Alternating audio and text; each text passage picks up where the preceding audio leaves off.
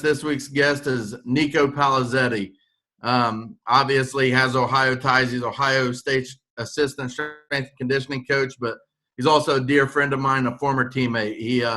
He's got a guy that mentored me, was a year ahead of me in school at Michigan State, played the same position as me, and had a huge impact on my life. And he's definitely a guy that I think you guys will come to find out here very soon. A powerful talker, and he's a guy you'll be wanting to run through a brick wall after this, I'm sure. So without further ado, Niko, the floor is yours. Thank you, sir. Appreciate it, Trevin. First off, I just want to say how humbled I am to be speaking tonight.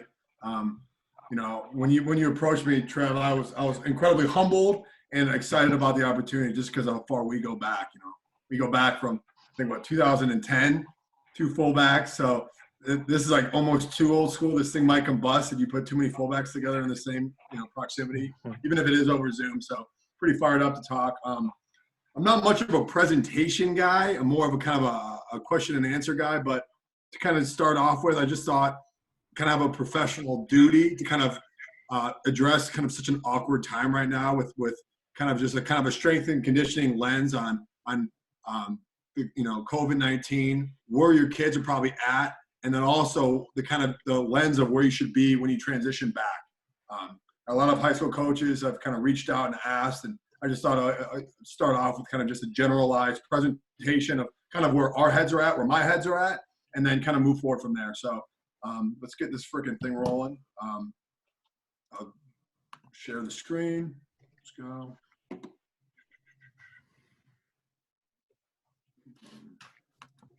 Can everyone see this? Is everyone seeing my Yep. presentation? Yes. Okay, well, I'm strength and conditioning coach, and that's my name, so here we go. All right, so kind of the biggest thing right now is kind of the home training. And so a lot of coaches have reached out and kind of asked, what can we do with the limited resources? And I know, for us, the biggest thing was how do you train an athlete with the limited resources you have, and B, also without your supervision? How do you kind of address those two kind of elephants in the room? And so for us, the first thing is creativity. And so how do you kind of address it? Is you have to be creative, you have to think outside the box, and you really have to just be kind of innovative. And so for me, creativity is king. And so what we kind of did kind of on a high level is we addressed resources. And so some of our student athletes are lucky enough to still have gym access. Still kind of be able to train with a personal trainer. But there's also who are in inner city locations and have no real resources. Are training with nothing but body weight, maybe a band if they're lucky. So we kind of have that broad spectrum. And so we had to address that with our training program. How we did it was we just kind of wrote two different programs. So we had one program that was kind of more, strength specific based on weight room, resources. And the other one we had was just at home, kind of what I'm doing, garage training, grab some bands, grab some, some coolers, grab a couple toolboxes and make it work. And so once again, creativity is king. What can you use to lift? What can you use to be innovative? How can you tweak a small exercise and make it kind of innovative and creative and new? And so for me, creativity is king. And then also you have to be creative or else you're not going to gain any kind of engagement from the student athlete. And then also you have no accountability because they're not going to be wanting to do it. And so how can you constantly keep it fresh, keep it engaging, keep it fun? That's what we do. That's why we do what we do. It's how can you keep that engagement, and that's kind of what the job of a coach is. Just kind of principle based. Wherever you are, whatever resource you have to progress in some manner. So that's kind of the principle of progressive overload. And I don't want to get too scientific, but just real superficially, you have to progress in some way. And if you don't have weights to progress, which most of us don't, how do you do it? How do you progress? Well, really, you progress with, there's multiple ways, but a great way is just you either add more volume, so you add more sets, you add more reps, you add time under tension, which I'll touch on in a little bit, but you prolong each rep. You can add, less of more variation. You change the exercise slightly. You can add more frequency. You can add more times you work out. You can reduce rest time. So there's tons of different ways you can progress, and there's tons of different ways. But if you're not progressing, your body's not going to be stimulated, and you're not going to grow. You're not going to continue to see adaptation. And that's what we're trying to seek, is constantly apply progression, and then over the time, however you progress, just make it systematic. So wherever your system, however you're going to progress, just make sure it keeps progressing in a linear way. keep adding some type of variation, and the body's going to continue to adapt. And then time under tension, what does that mean? That's just simple application of force against the human body. And so really, it doesn't really matter what. It doesn't really the type of resistance. The body doesn't really know. All it knows is it knows tension. So how can you manipulate that? Whatever the resource is, if it's bands, if it's manual resistance, maybe if your quarantine buddy can spot you, I wouldn't really do that because of obviously social distancing. But there's a ton of different ways. Band resistance, manual resistance, body weight, whatever type of resistance you have at home. If it's at one point we were lifting Tito's bottles filled with sand. So like get creative, whatever you can find, do it. And then utilize the contraction. So just real quick, kind of biomechanic, physiology. There's kind of three phases of a contraction. One is the eccentric. So real basically, that's when your muscle is lengthening. So if you want to just think of have that image of a squat. So the eccentric is when you're lengthening the muscle or when you're going down. It's the negative portion. So real basically, that's kind of the control lower, if you will. Then the isometric, that is the transition between your eccentric and your concentric. And basically what that is the muscle doesn't lengthen at all. It stays the consistent length. And basically that's your pause. And then the last would be the concentric, which most people actually focus on, but really what that is just the explosion effort. It's the shortening of the muscle length, but a lot of times people see that as the squat, it's the way up. On bench, it's the way up. On your pull, it's the pull in. So it's when your muscle length shortens. And why is that important? If we can manipulate that, it's going to allow us to increase the time under tension, and it's also going to allow us to really focus on intensifying the movement. And so what do I mean? Do a normal squat, an air squat, blah, blah, blah, bang them out. It's nothing. You won't even break a sweat. Now, every air squat you do, go down on a 5-second lower, pause at the bottom for 2 seconds, and come up control for 2 count. And so now, all of a sudden, that simple basic movement is now intensified. So you can manipulate the kind of contractions you use, and it's a really simple tool, but that's a real great way to kind of intensify every movement, is to control the contractions, control the focus of every movement, and then that way you can just intensify the movement. From here, kind of also outside of just what we're doing as far as home training is kind of the thought of returning to training. And so now this is kind of where our head's been at. My head specifically is okay, great. We kind of have a program set. Guys are at home. It's kind of fun. It's engaging. Yeah. Now, what are we going to do when we get them back at school, when we get them back on campus? How are we going to progress them safely and also prepare them for their sport? And that's kind of those two huge questions, right? And so for me, the number one king, the little foam finger number one is health and safety. You have to keep the lens of health and safety for the student athlete because they're at risk for really two things. One is they're at risk for being implemented too quickly back. Okay, so what would happen is if they came back too fast, their workload's not accustomed to the intensity that we're going to throw at them. So if you throw too much too fast, you're potentially going to hurt your athletes. Two is the at risk of social distancing. It's this COVID-19. So we have to be very creative, of how do we progress them safely? And then also how do we kind of keep them at a distance so that guys don't get sick with COVID-19 and guys don't, because we all know, guys, we're at a really unique time right now. And if we blow this opportunity to get guys back and do it in a safe manner, we're going to blow the opportunity. Football won't happen. And I think just the state of the country right now, we need organized sports. I think the country needs organized sports. And so we have to assume this responsibility of how can we progress them safely and also how can we kind of protect them from COVID-19. So those are the two things that really have been on my mind. And so the biggest thing is kind of a transition period. And so this is going to be a huge transition period.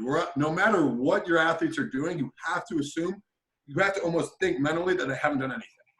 So you have to almost program that your kid has not done anything, and you have to almost program for that lowest tier kid on your team.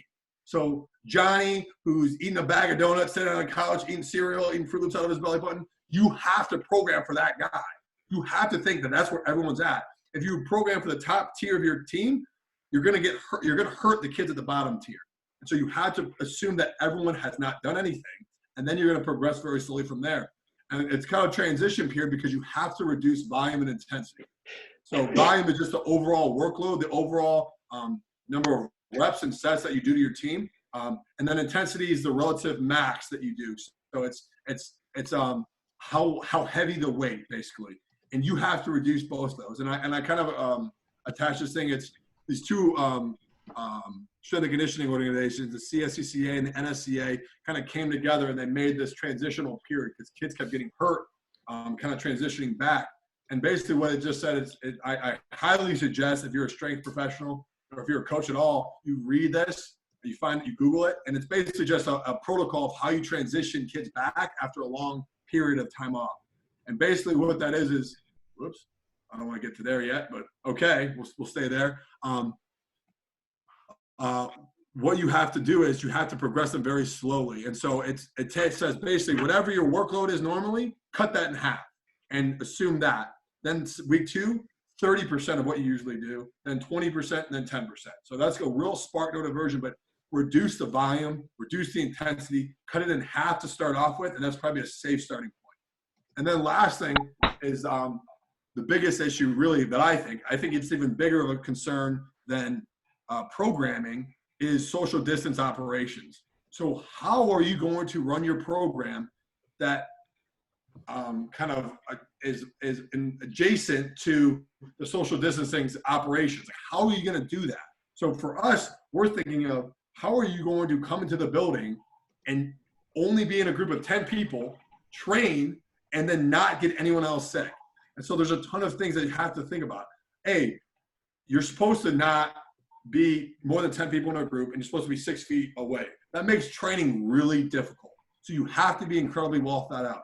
How many people are going to come into my building at once? How am I going to operate a room full of kids, of student athletes in that facility? How am I going to spot if I can't be that close? Should I wear a mask? How can I cycle them through? Are they going to shower immediately after? How can I reduce the amount of exposure to kids in a locker room at a time?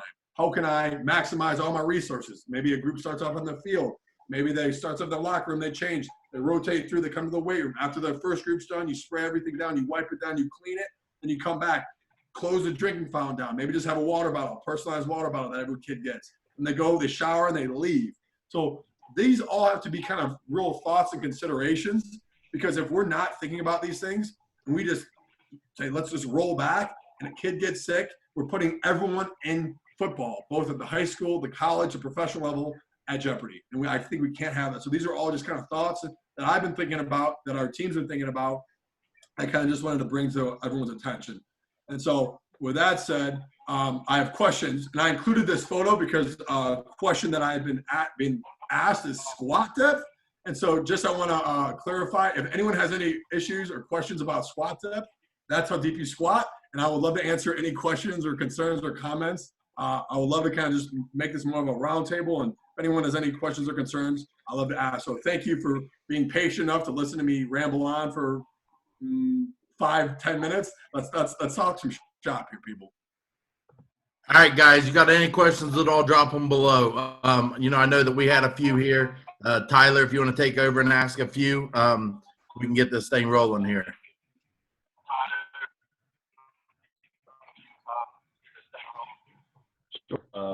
What's up, Coach? I'm Tyler.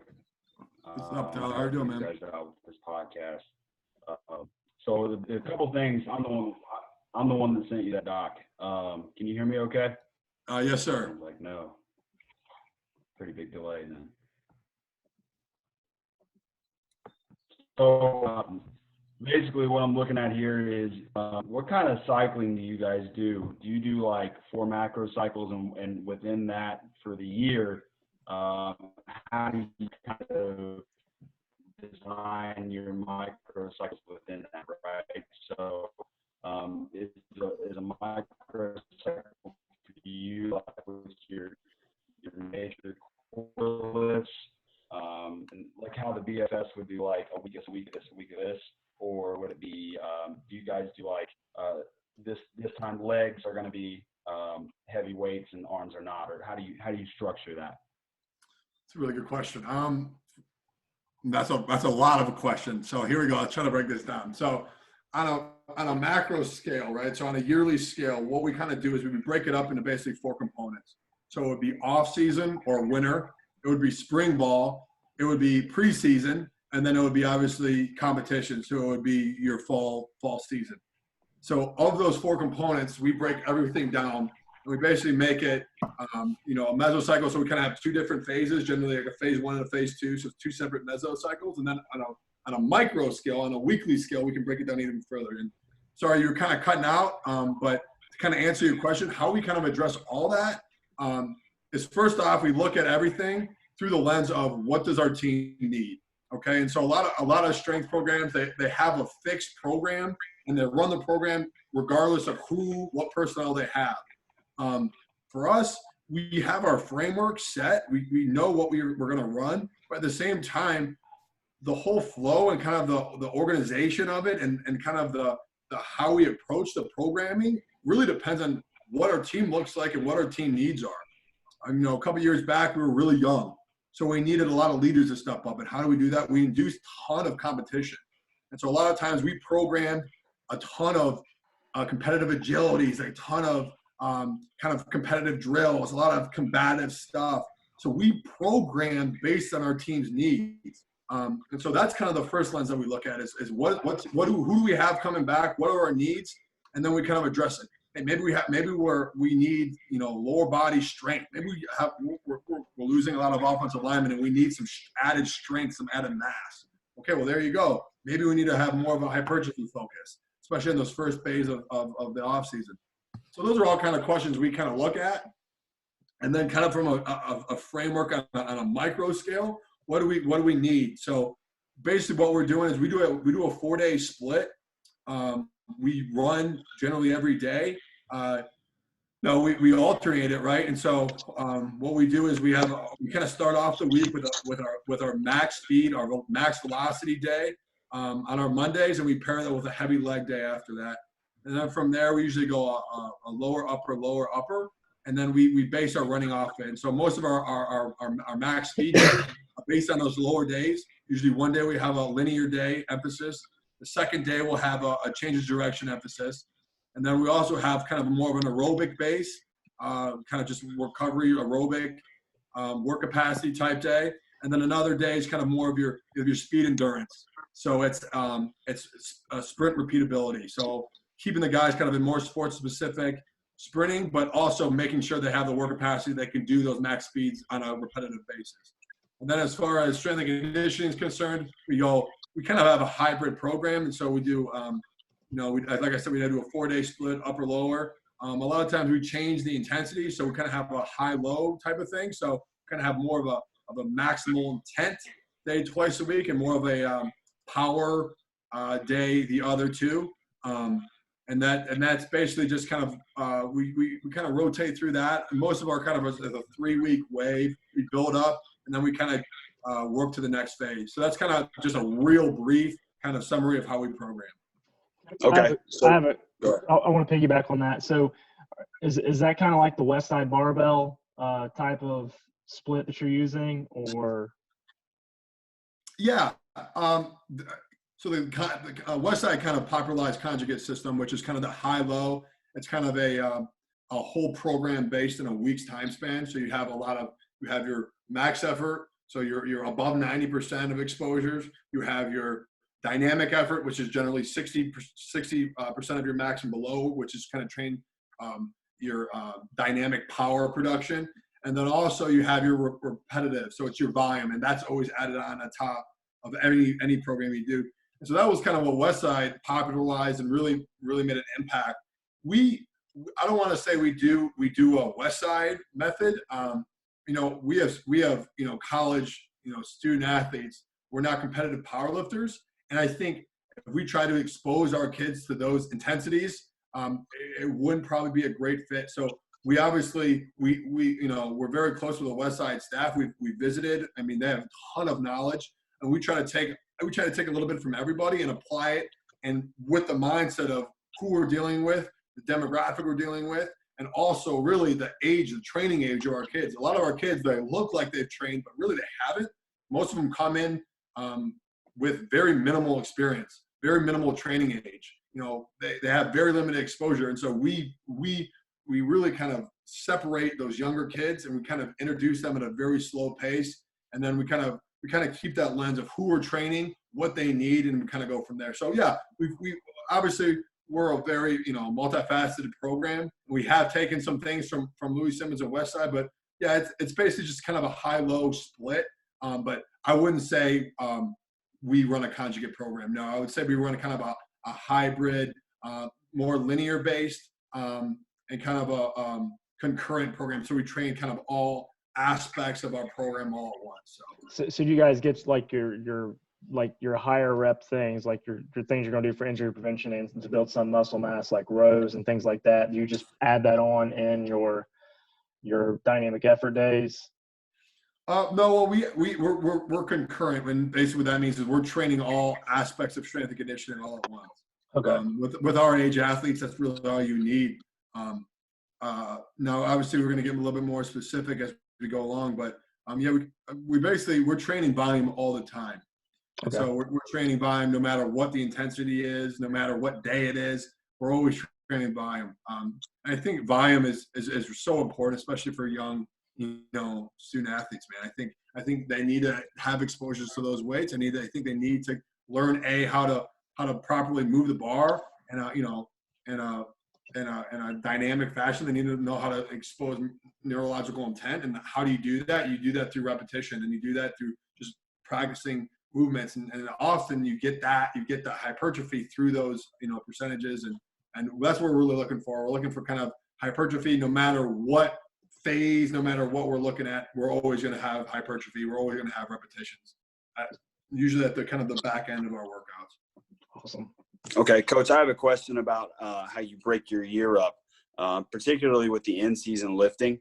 Do you still train volume? I guess for you it's a little different because the guys that aren't going to play on Saturdays, you could probably do that more. But let's say that you're in our situation where the kids are competing no matter what grade they're in. Would you still train volume during season? And if you would you do that earlier in the week, or does it matter to you? I would not recommend training volume, right? So you got to think, what's the main focus? You got to keep what important. So the main focus is going to be obviously practice and the game. So it's everything strength and conditioning related should be how can I prepare them to be at their very best at the game. And so really what I would suggest is I would suggest cutting volume, probably whatever volume that you were doing going into camp or going into the football season. I'd cut that probably by about 40 to 60%. And I would keep the intensity pretty high. And I would keep the intensity high. So you want to add as much bang for your buck as possible. So really, you're not going to really cut that much volume. You're really not. And how you're going to do it is you're just going to kind of keep the workouts shorter, very intense, and you maximize the movements they're doing. And so you really want to cut out a lot of fluff. You want to have the main staples of your movement locked in, and then you kind of know what your program's about, and you just keep the intensity high. You reduce the time. And really all you need, what we really do is we do 2 workouts for most of our guys. And then for the developmental, kind of like what you said, they get an extra day. And so that's basically how we do it. We do 2 days for the travel team and then an extra 3rd day for the non-travel. Okay. And by intensity, do you just mean high percentage of max, or do you mean like less weight between? Is there other ways that you vary to make that intense, or is it strictly we're just going to keep your weights in that 70 to 90% of your 1 rep max, or how do you do that? Correct. Yeah. So what I mean by intensity is I mean relative to your 1 rep max. And so it's the Okay. load of how much weight are you lifting. So yeah, correct. When I said load, I meant you want to keep your percentage of your 1 rep max high. So you want to be lifting heavier weights. Basically, is you want to cut out all the excess volume. So you don't want to be doing sets of 8. You don't want to be this is not the time to be doing 10s and 8s and 12s and 15s. You want to be probably right around 5 reps and below. You want to have a very strong stimulus. You want to come in, you want to hit your max. You want to hit your hand cleans, your power cleans. You want to be doing your bench press, your squats, your deadlifts, any of your real strength and power movements. You want to have those be the emphasis, and you want to be doing heavy weights at those percentages with great technique. Okay. And during your game week, how long before your game, like when do you stop lifting? So you play on Saturday. Is your last lift on Thursday, or do you give them even more rest than that? So we always lift right after the game. And so we always play on Saturday, and then we always will lift on Sunday. And so for us, we kind of just want to kickstart that recovery. And so we've kind of found if you give guys too much time, they're going to come in even more sore on Monday.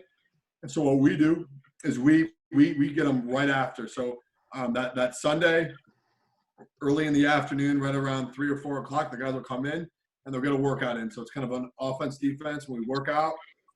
It's kind of more of a strength dominated work day. And then from there, that second lift will be Wednesday or Thursday.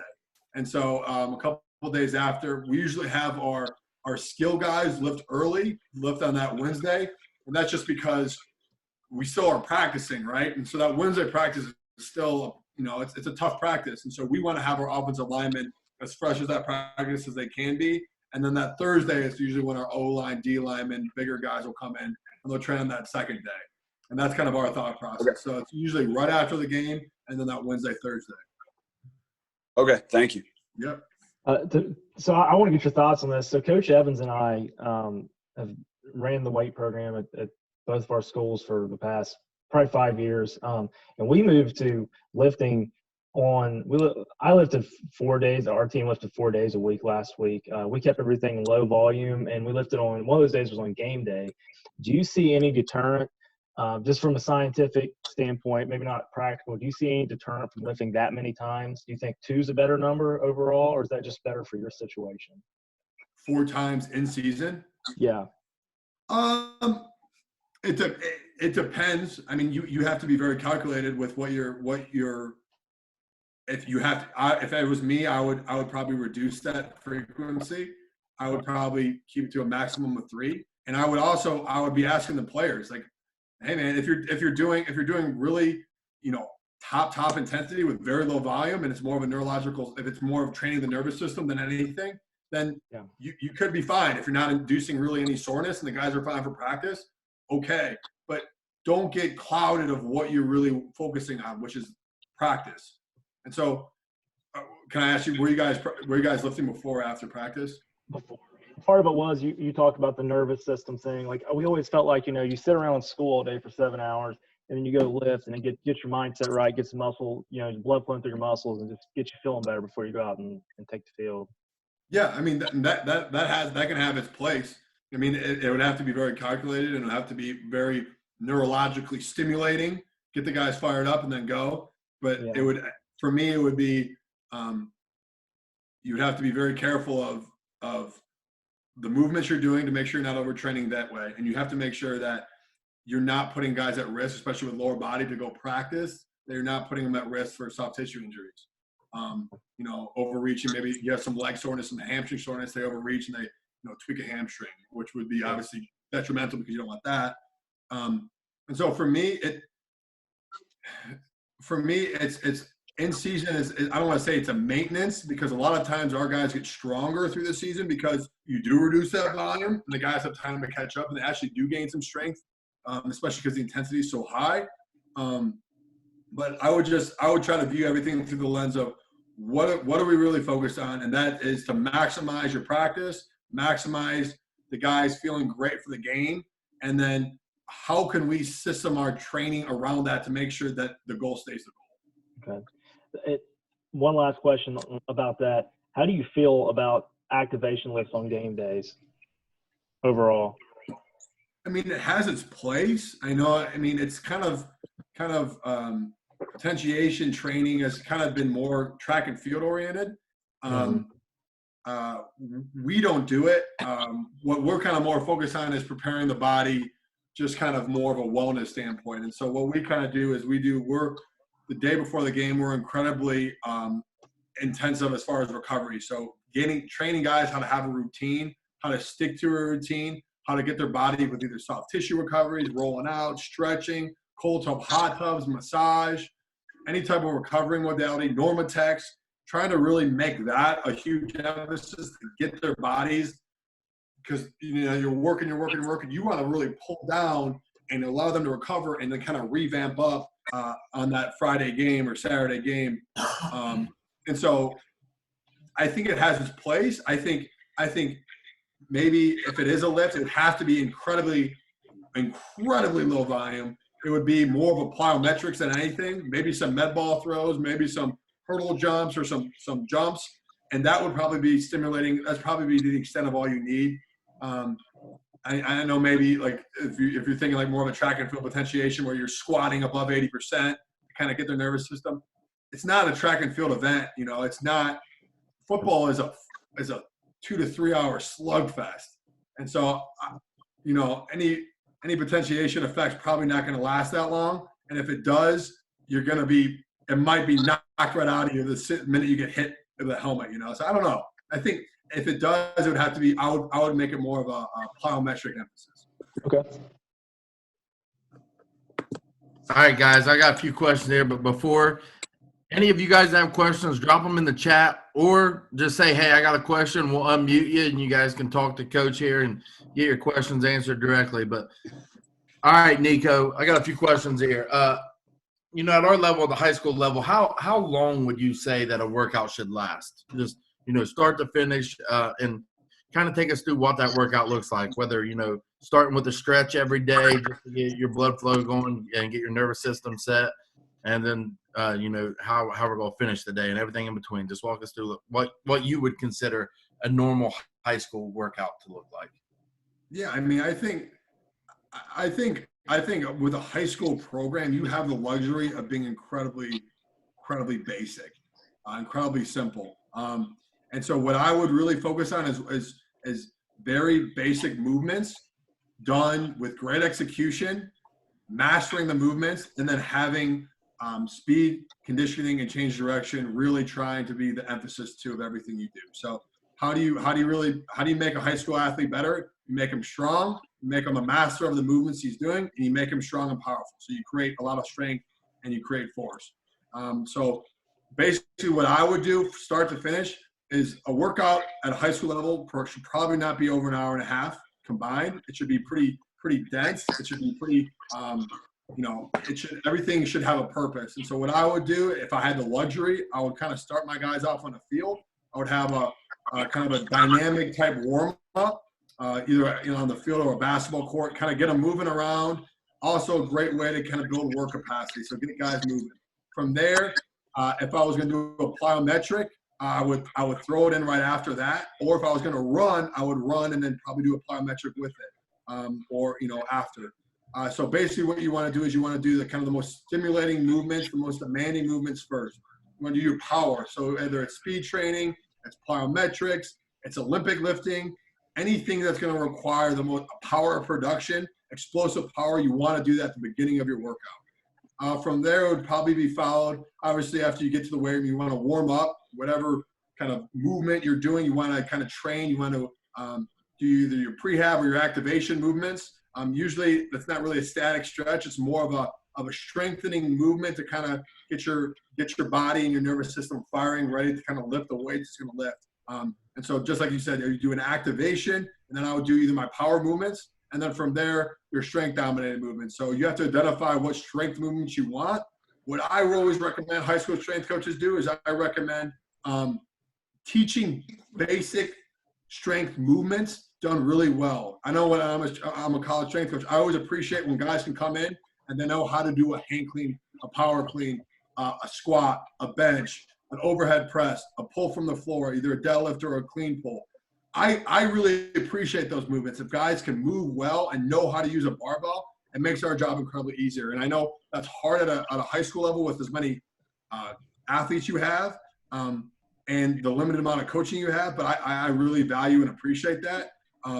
And so what I would do is I would do that strength movement first, and I would have a lot of as much intensity with coaching as you possibly can for your power movements and your strength movements. So make those the biggest emphasis of your workouts. If they're hang cleaning, make it incredibly technical, incredibly coaching intensive. And then for your strength movements, make sure your safety, make sure you have guys spotting, teach the proper technique. It's not about weight, it's about technique, especially at the high school level. It's safe progressions, and it's maximizing the movement pattern.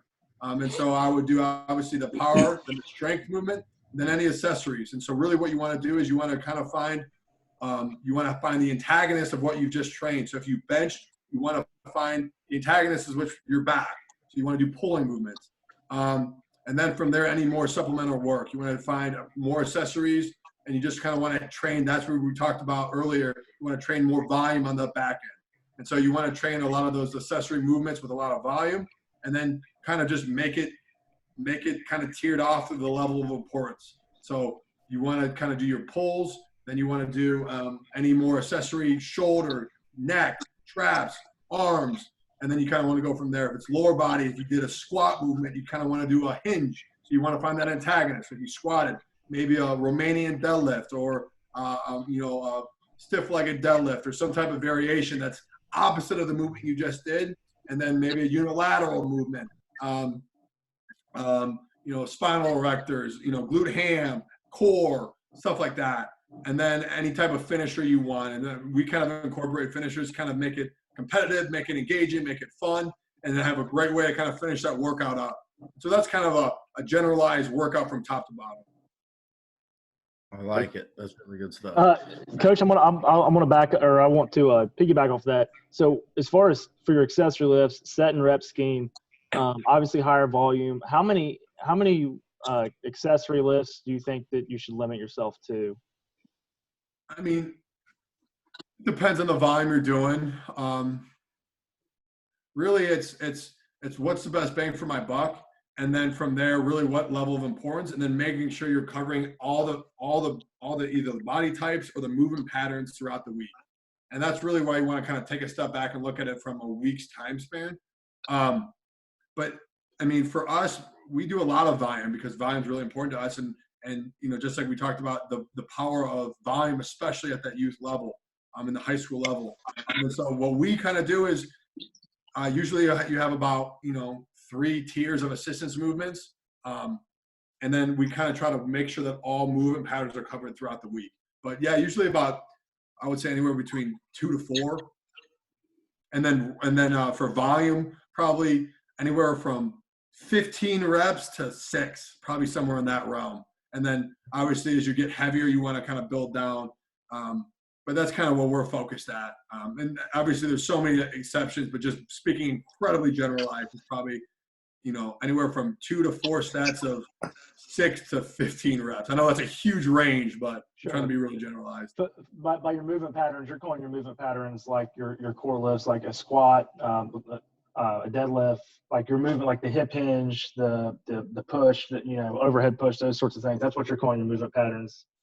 Correct. Yeah. So basically you have kind of your movement patterns are basically a knee dominated movement, which is more of your squatting, a hip dominated movement, which is more of your hinging, which is a deadlift, a clean pull, a kettlebell swing. You have your upper body press, your upper body pull, both horizontal and vertical.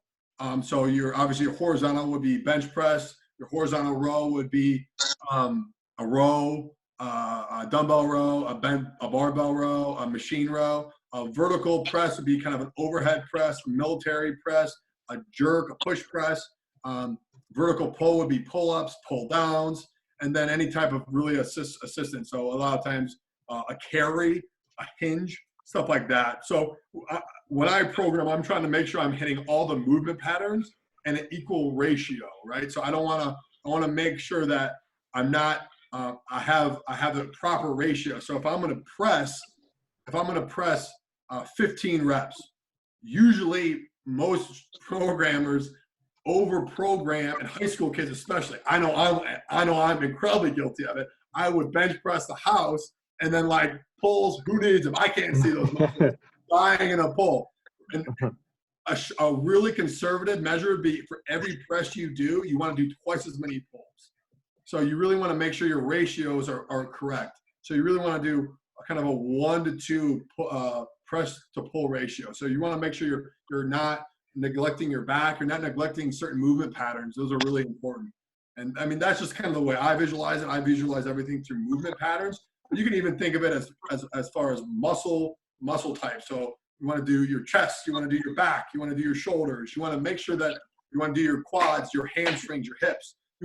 However you think of it, you want to make sure you're making all your muscle, either movement patterns or muscles in themselves are being trained equally into the appropriate manner. Gotcha. That was awesome. Thank you. Yep. Coach, we've got a question here from one of our viewers. He says, are you currently working on flexibility and mobility with your guys while they're away? And if so, how? Yeah, absolutely. So, and that's kind of why I was glad you talked to me about squat depth, right? So,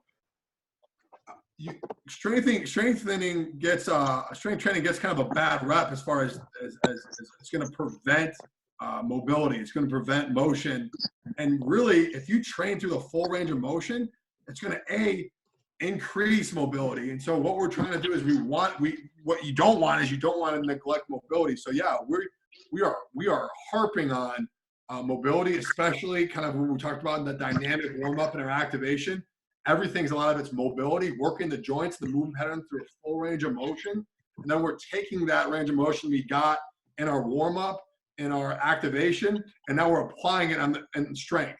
So now we're applying it with a load. So when we're squatting through a full range of motion. We're pulling with our great flat back, and we're just trying to work really generalized strength movements through a full range of motion. And that's the best way, especially for an athlete, to reduce the risk of injury, and then also maintain that range of motion and that mobility. Perfect. And then you can also stretch in the back end too, Trev. So another great way is to kind of restore that tissue length post-workout, stretching, cool downs, but you really want to kind of finish that workout with a stretch. And that's kind of the optimal time to stretch, is kind of restore that length so your body can start recovering. Yes. Now, another question, this one's coming from me directly. There's been so much talk about, how many days that a high school team out of season should be lifting, and I've heard it range from, I know there's one in Ohio lifting 7. I know there's some that lift 3. I know there's some 4 or 5. But I mean, what's your take on that? What's the importance of recovery? And I mean, do you consider a rest day to be nothing, or do you consider yoga or stretching that to be kind of one of those rest days that you do provide? Yeah, that's a great question. It's a great question. I am by no means going to speak in absolutes, because obviously if you look at YouTube or look at any forum on the internet, you will find contradictory things. All I can speak about is my own experience, and I know that rest is incredibly essential. Now, if you want to add frequency, if you want to add a lot of days to the time you train, you're going to have to be incredibly intelligent with how you program. And so I don't want to say that you can't train 7 days a week. Have I ever trained 7 days a week? No, but I'm also a husky middle-aged guy. So what do I know? But I think you have to be incredibly calculated. And I think rest time gets underappreciated. And so really what I recommend is a 4-day split, a 5-day split at most, and then really utilizing the rest time, just like you said.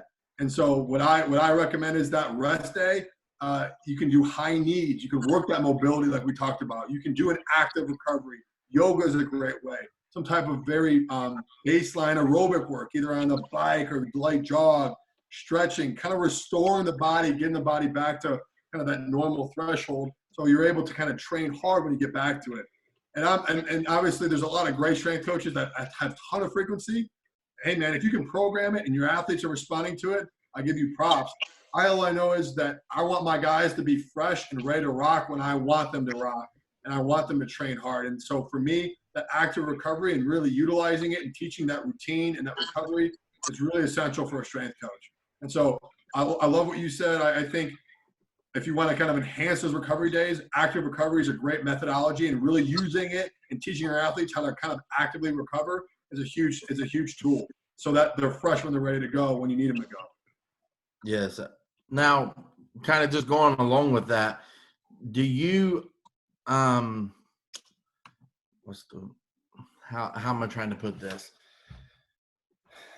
Is there any science behind going rep after rep after rep? Is there a point to where you actually are breaking down muscle and not building muscle anymore? And does that recovery allow you to build muscle? Yeah. So, I mean, obviously if you're taking every single every single rep to failure, every single set to failure, it's going to take a physiological toll. And then you're going to need those recovery days even more. So, yeah, it depends on how you train. I mean, the human body is incredible. The human body is going to adapt to most stimulus that it's being thrown at, but it needs to recover, or else if you keep bearing it, it's not going to be able to kind of super compensate and come out of it. So how you train, the method you train, and the overall intensity at which you do it, not just talking about the percentage of your max, but also the intent of how you train, it's all going to be impacted by the amount of recovery you need and how serious you need. So yes, there is a point of no return. I mean, obviously high school kid, you're young, and you can recover from a lot of things and you will adapt, but it has to be systematic. It has to be progressive, and you really have to be safe, or else kids get hurt. And, you know, that's obviously, no one here is trying to hurt kids, but you have to be incredibly safe and well thought out and have a reason for everything you do. Absolutely. And during those times where they are recovering, is that where do you see most growth there, whether it's muscle growth, strength, numbers going up? Does a lot of that happen, you know, at your guys' position over the course of, say, like a spring break, or, you know, a long weekend? Do you see a difference when they come back fresh as opposed to just day after day being driven to, I mean, I wouldn't say that, day after day, just going through that grind, that constant, you know, I wouldn't say even use the word abuse, but just that constant doing something rep after rep. Yeah, I think it's a really cool observation, and you're right. We do see that every 2 years we run 40s, and what we do is we're incredibly systematic with it. And the way to kind of peak, right? So if you want your guys to be at their very best, you have to remove fatigue. And so really what you're doing is you're not training them to be better. What you're doing is you're removing the fatigue from them so that they're able to come out of that hole, that training hole, and really show their full potential. And so really what you're doing as a strength coach is you're being systematic. You're programming. All programming is really making them their best when their best is needed. And so what we do is we really kind of pull back, kind of like that volume we talked about. So you pull back your volume, and then you keep your intensity relatively high, and then you can kind of see the guys pulling out of it. And so, you know, our head strength coach, Coach Mick, does a phenomenal job of kind of preparing these guys for their 40s. And when you have a bunch of Ferraris like we do, a bunch of Lamborghinis, when you move that fatigue and you make them the freshest they'll be once every 2 years that day, it's incredible the amount of athletic ability and speed they're able to produce when they're fresh. And so I think that's just, for me, a really cool tool in person to visually see it. Is, you know, you're training the guys, man. You're training them. When you remove that fatigue and you see them at their very freshest, because they're not playing football, they're not beat up, they're fresh, they're ready to roll, we program for it. I mean, they're flying, man, and it's cool. So what you have to do is you have to be very calculated as a strength coach. You have to know when to pull back the appropriate time so that they can be at their full self when they're needed to. So you guys only run 40s once every 2 years. A 40-yard dash, yeah. Correct. Yeah. We run 10 time 10s, time 20s, but 40s to open up. You're putting your guys at a risk for soft tissue injuries because of how fast they can run. Yes. Now, I don't want to say most high school kids can run a 40-yard dash, do one of these, and then just run, and they're fine. But the amount of muscles being activated and recruited when they're running at those speeds, and any slight tweak or overreach, you're putting your kid at risk. And so, correct, when you're at that elite level, you have to be incredibly systematic with how you're programming in your max speeds of over 20 yards. Anytime you're going over 20 yards, you're kind of putting your kid at risk for soft tissue injury at max speed. You know, obviously everyone's max speed is a little different, but those high threshold kids, man, those elite high twitch kids, anytime you're over 20 yards, you're kind of rolling the dice a little bit. Coach, you talked a lot about removing fatigue, and you talked about doing that systematically. And is that in your lifting schedule? Is that removing certain lifts, or is that changing the rep scheme? Great question, Coach. you'd want to do that. So obviously a lot of programming is based on like a track mentality, right? Like a one peak. Yeah, like we peak and we're done. Football is tough because, as you guys know, every week is a gauntlet. And maybe you have a down week, and maybe you're playing, what you would perceive as a lesser team, and then you maybe pull back, and all of a sudden your guys are in a dogfight, and they played 100 snaps. Like, you never know with football. So in order to kind of peak for football, it's very difficult. Now, if in theory, what you could do is you would peak by removing the volume that you're doing for your movements. And so obviously in season, what you want to do is you want to keep very basic movements that you've been doing throughout your off season and continuing it in season. And you want to have basically your power movements and your strength movements as that's your core. And now a lot of your accessory stuff, like we talked about, your 2 to 4 tiers of accessory movements, now that's going to be reduced, and the volume is going to be reduced because why? Because we want to emphasize what's really important, which is the practice in the game. And so we remove a lot of that excess volume, and we're focusing it on very calculated strength movements, power movements at very low volume. And you're just kind of doing, you're keeping the weight pretty heavy. Probably, you're working up to 90%, once a month, twice a month. But really what you want to do is you want to keep it in, like you said, I think you said earlier, that 70 to 90% range for low reps. And you really want to just make sure your guys are using keeping their strength. The strength is obviously the most important factor. You can keep your strength, you're going to be okay. Okay. I don't mean to take over here, but I do have a question, hard left turn here. A big movement for us in our program is just teaching kids to hinge. It's at our level, or my level at least, with kids I deal with. It's ridiculous. And I'm sure that, the high state kids can pretty much hinge when they get there, but is there I don't know if I would. I don't believe you. But is there a movement training that you guys do that you've seen a lot of good results from? Is there something specific? Is there like hey, let's do A, B, and C, and then our result is a good hinge? That's a great question as well. A great progression for us is just walking through it with a stick first.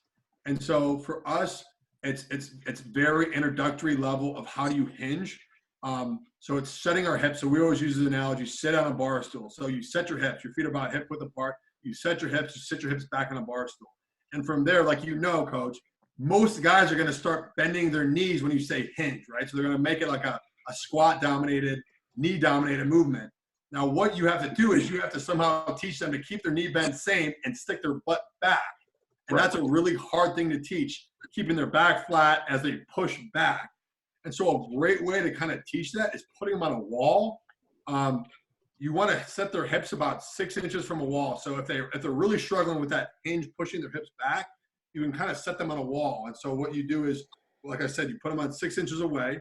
You have them set their hips like they would normally do. You keep their knees bent, and then you push them back. So as you say, you're going to bend over, keeping your back flat, touch your hips back to the wall. And so they'll start doing it. No, sit back. Another great cue is I'll take my hands and you literally pull them back and to sit them back until their hips touch the wall. Once they get about 6 inches away, okay, move them up a little bit, maybe 8 inches. Set your hips back as they push their hips back, keeping their back flat, chest up. They touch the wall. Great. Now maybe take a step off the wall. Now do the same thing. Now they're going to sit back. Now their butt won't touch the wall, but they're going to feel that movement pattern. So a great progression would be, if they're really struggling with that movement pattern, have them basic with like a stick, a broomstick, have them even on air without anything, having their hands in front of them. Set your hips back to the wall. Okay, great. Take a step out. Set your hips back to the wall. Great. Do it again. Now let's add a barbell. Okay, teach an RDL. Great movement pattern. Now from here, let's go from the floor. So you're doing like a clean pull or a deadlift. And then from there, another great variation is obviously the kettlebell swing. But like we know, it's hard when you add that hinge with a ballistic kettlebell swing. And so these are all progressions you can kind of use. But for me, it would be wall first, then add a barbell, then add weight, and then maybe add a kettlebell swing to teach that, ingrain that movement pattern, and then obviously progress with the barbell.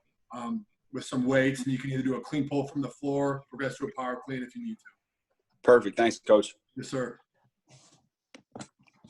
It's a quick question. You won't have to go in depth or anything. Is there one specific thing, if you had to say one specific thing that you see college athletes coming into college lack that you wish high school coaches work more on, whether it's a muscle group like neck or anything, what would it be? I love how you put I was gonna say just general conditioning, but then you said neck. I'm like, oh, neck's a great point, Trev. I would say for me, I tell kids a couple things. One is don't really worry about your weight. Your weight's gonna come. The strength coach is gonna get you huge. Worry about being in shape, being able to go through a dynamic warm-up. Every strength coach has a dynamic warm-up. Make sure you're in shape enough to cruise through the dynamic warm-up that he suggests. Make sure you can bend and move well. Really, that's all you need. Make sure you know, for me as a strength coach, when a kid comes in, he smashes the dynamic warm-up. He has general strength. He's familiar with the weight room with barbell, strength and power-dominated movement. He's fundamental, and he can bend well. I'm like, yes, let's go. I don't need a kid to bench press 400 pounds. I don't need a kid that can run a 4.240. Like, great. I don't need a beluga whale that weighs 365 who thinks he's super strong but can't do the dynamic warm-up. I need a kid. I value and I appreciate a high school strength coach that can get his kids in shape, bend well, and have fundamental movement patterns. My last question, Coach, real simple. As far as conditioning goes, would you recommend, is there like a certain pattern, would you recommend like, in the off season, starting out with like longer runs, say 400s, 300s, 200s, and backing it down as you get closer to the season? Or is there a rhyme or reason to any of that? And if so, what is it? Yeah, so in the old days, obviously, you'd start off with like your mile runs and you kind of progress down to your more specific stuff. That's kind of the basis of that. So the basis would be to build your work capacity and then get specific with your speed. There is merit to that. You have to build some type of capacity, some type of aerobic capacity. But remember, what is football now really? Football really is now a 4 to 6 second play with about a 20 to 30 second rest period. And so what do you need to do? You need to have maximal effort repeatability. So you need to have max sprint repeatability. And so, yes, you do need to build that capacity. Does it need to be a 400 and run your guys into the ground? Not necessarily. Their guys need to be able to cruise through hundreds and they need to be in good shape aerobically. But at the same time, you need to kind of progress down to the point where your guys can produce maximal sprints or close to maximal again and again and again and again and again and maintain that max velocity. And then kind of be able to function in that realm of being able to recover and then produce max effort again. And so what I would recommend from a conditioning standpoint, like you said, Coach, is kind of start more broad, more longer distance, and then progress down to being a little bit more specific. So progressing down now from if you do want to run 400s, there's a place for that. Maybe progressing down to hundreds, 110s, half gassers, 53s, and then really kind of working more sports specific of either like a shuttle. So maybe you go 10-10-10, you go 50-50-15, you go 20-20-20, whatever you want to do distance wise. You can do 40 to kind of 60 yards with a reduced rest time. And that'll kind of be more sports specific to help prepare your guys. But then again, I mean, just from a conditioning standpoint, I think it's always funny. You can be in amazing shape. The minute you put your helmet on, you can't breathe. The minute you get in shape with your helmet on and you scrimmage, you can't breathe. The minute you feel like you're in shape for scrimmaging and you go to your first game, you can't breathe. So there is sports-specific conditioning that no matter how much conditioning, let's be realistic, your guys are going to be gassed no matter what. So it's preparing them the best you can for that. Absolutely. Absolutely. Does anybody else have any questions? Matt, Tyler, any questions? I got some more stuff. I got one. Go ahead, Tyler. Hey, I'm not going to lie. My last one. You're asking great questions. I'm going. It's all right. My last one for the day, Coach, is what books do you recommend right now? Oh, great question. Wow. Well, I am a reader who in theory is well-intentioned, but in application struggles. AKA, I want to read a lot, but I struggle at doing so because my attention span is the same as a goldfish. What really works for me is I kind of rotate books, and I have multiple books going at once, so I can kind of keep my attention. So I always have a programming book rolling. And so I just finished, interesting, guys, it's kind of the basis of the conversation tonight, but just a book on programming by Tudor Bumba. He's a really smart guy. So if you want to get kind of more, head up training, that's a great kind of periodization books, a great high school book, a great strength book I recommend for everybody is 531 by Jim Wendler. Awesome book. Very practical, very basic, but awesome. There's a lot of different great programming books. I'm sorry? What's the programming book called? The programming book is like Programming for Strength and Condition, Programming for Sports Performance, I think, by Tudor Bumba. It's a little bit more heavy. But I would say 5 through 1. I would say anything by Joe Ken is always a good read. For me, I try to just, as far as programming, try to stay pretty basic, and then kind of work my way into kind of getting a deeper. Outside of that, leadership wise, Mark Ribiteau is a great read. All that stuff. He has very fundamental, strong, science rooted books. Mark Ribiteau is a great read. And then as far as outside of that, I'm always trying to read like an entrepreneur, CEO, leadership type book, and then also kind of working like self-help stuff. So a great book that I guess from when I was in high school, a great book that had a huge impact on me was a book called Wooden by John Wooden. It's just kind of a basics of coaching and kind of application and of life. And for me, that really reached me when I was kind of in high school and going into college.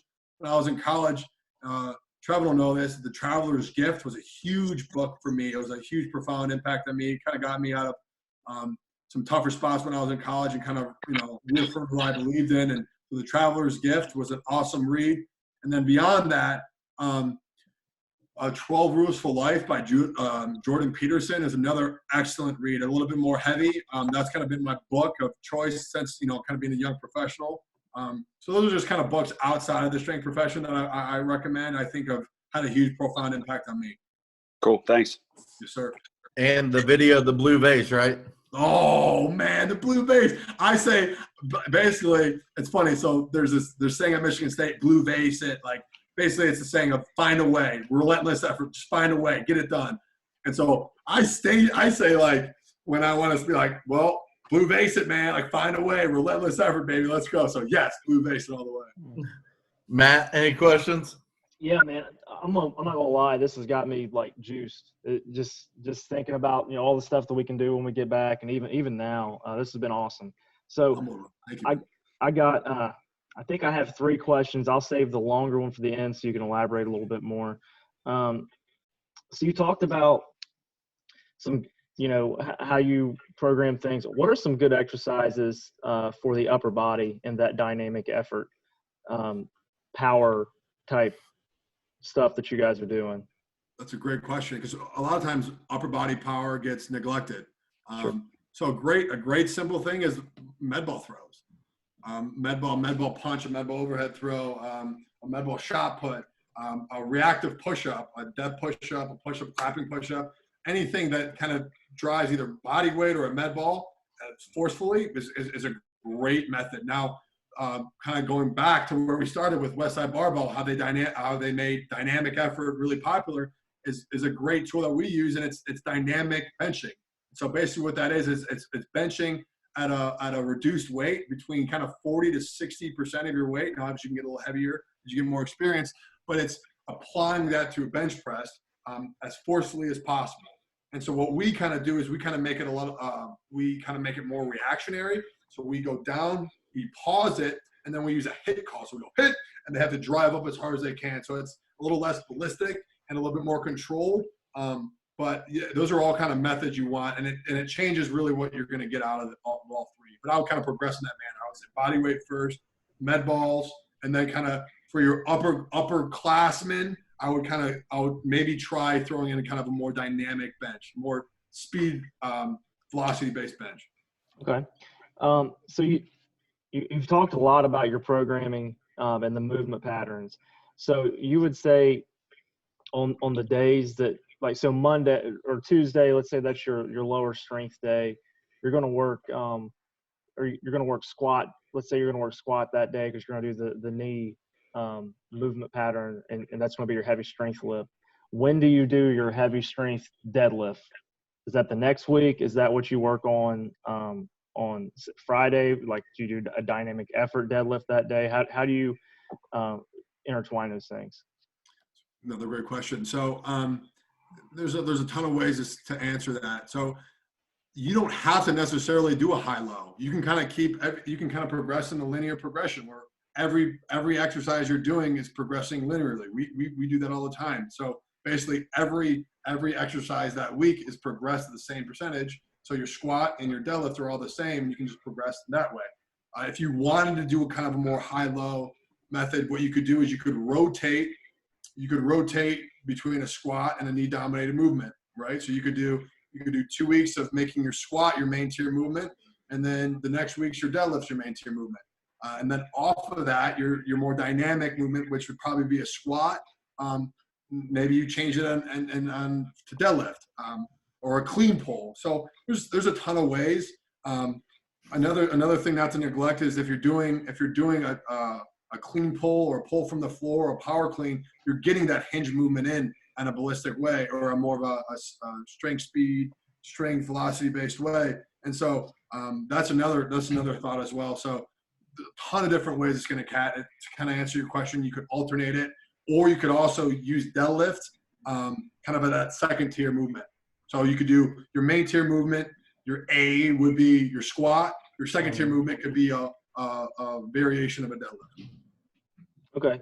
And last one, and you can go as long as you need on this. So, Tyler talked a little bit about periodization and macro and micro cycles. So for most of us on here, we share athletes that are going in season and out of season, depending on if it's basketball season, football season, baseball season. What do you recommend as far as periodization for high school athletes? A 12-week cycle, just a constant rotating rep cycle? What's your thoughts on that? Another great question. So in a college setting, we only have an 8-week off season. That's what we're allowed by the NCAA and compliance. So we kind of always view everything through kind of an 8-week lens. Now you can program around the different sports based on seasons. You can program around a lot of different things. I think what you really need to do is you really need to have the flexibility of programming something, but also whatever it is, if it's 8 weeks, if it's 12 weeks, if it's 16 weeks, it really doesn't matter. As long as you also have the coach's eye to understand where your athletes are at and being able to kind of auto-regulate and adjust on a week-to-week time span. I think that's the art of coaching. And if I could do anything with this, and you guys have asked excellent questions, but as a strength coach, the biggest thing is really the art of coaching. So understanding what your athletes need on that week-to-week time span, that day-to-day time span, and that minute-to-minute time span, and being able to kind of adjust and change based on that. And then also really is the buy-in that you're creating. So all the strength coaches really, it's funny, most kids, at least the ones I'm dealing with, and probably a lot of kids that everyone who's listening is dealing with, is they love their sport, but they don't love everything that comes with it, right? So they don't love training. You have to make them buy into something and think something that they don't necessarily like is A, important, and B, engaging, and C, going to help them get better at what they want to do. So that's the ultimate salesman / relationship building trait you can have. And so as a strength coach, your main objective should be making them believe in what you are telling them to do and believe in the system. Because at the end of the day, it really doesn't matter what you're doing. I know I just talked for an hour and a half about what's really important. Really doesn't matter. If the guys believe in you and they believe in what you're doing and you're doing it in a systematic and progressive way and keeping them safe, anything they do, anything you throw at them, if they buy into it, they're going to go hard as they can and they're going to adapt. And that's the most important thing of a strength coach. That's what elite strength coaches can do. They can put their program, and to be honest, guys, our program is not that crazy. When I'm a head strength coach, it's not going to be that crazy. It's going to be very simple, very bare bone. But what elite strength coaches can do, and I'm fortunate I've been around some of the best who've ever done it, is they make their athletes buy into them, believe into them, and therefore do their program as hard as they possibly can. And if you can do that, that's the art of being a strength coach. And coach, correct me if I'm wrong here. That's for all sports and all athletes, not just football, right? 100%. 100%. Because I have some friends that on here that may be listening to this later on that are, you know, basketball coaches, baseball coaches, stuff like that. I just want to make sure that not just football, you know, all sports need to live. Every sport needs to live. So what's the common denominator of anything to get better at? It's strength. So if you want to get faster, get stronger. If you want to get more agile, quick, get stronger. If you want to get in better shape, more condition, get stronger. Strength will increase every single – it's the glass ceiling, man. It's the glass ceiling. You need to get stronger. I mean, did you watch that Kobe, the Last Dance, the Michael Jordan thing? I mean, I don't want to toot strength and conditioning, but he didn't win a championship until he started strength training, and then boom, he wins a bunch of championships. And what was the common denominator? Is it you know, I mean, it's strength and conditioning. Yeah. I like it. All right, I got just two quick questions here that someone wrote in. One of them's about deadlifts. You know, everyone always talks about squat, clean, bench for football related. And deadlift's kind of the one that everyone seems to be going back and forth on. Some teams do it, some teams don't. What's your take on it and the importance of it? Yeah, I mean, I wouldn't be a slave to any exercise. So if you're dogmaed in by any exercise and you think that exercise is going to make all the difference in the world, it's not. There's variations to everything. And so a lot of big guys can't even get into a proper deadlift position. So what are you going to do then? And so do I think deadlift has its place in a great program? Absolutely. Do I think that you need a deadlift or you will lose every game? No chance. So deadlifting has its application and it has its place. It just says, how do you program in? There's a lot of great variations of deadlift. There's your conventional deadlift, right? So that's going to be more of a strength-dominated movement, probably more of a, if I had a picture of deadlift, you're probably going to think the velocity, the movement's probably going to move pretty slow. A great way to kind of supplement that is make it a clean pull, which is kind of if you had to visualize it, it's the first pull of a power clean. So it's the pull from the floor. What's that going to do? Well, A, it's going to make it lighter, so you're going to have better technique. B, it's going to make it more velocity-based, more explosive. C, you're going to get that triple extension that everybody talks about. So at the top of the movement, you're going to extend. You're going to get an extension of the ankle, knees, and hips, which is the goal. That's what everyone wants. You're going to get that extension. And overall, you're going to still get that hinge, that deadlift movement. Another great variation is a sumo deadlift. So a lot of those long limb guys that have struggle getting into that deadlift, conventional deadlift position, widen them out, turn their toes out, have their hands inside their legs, and sumo deadlift them. Another great variation that shifts a little bit more of the focus on the hip position instead of all that back torque. And it's a great way for longer limb guys, some taller, more awkward body types to get into a great deadlift position and still strengthen their posterior chain. Absolutely. And the last one, believe it or not, unless anyone else has any questions, this is not from me. They want to know, is Coach Mick a lot like Coach Manny?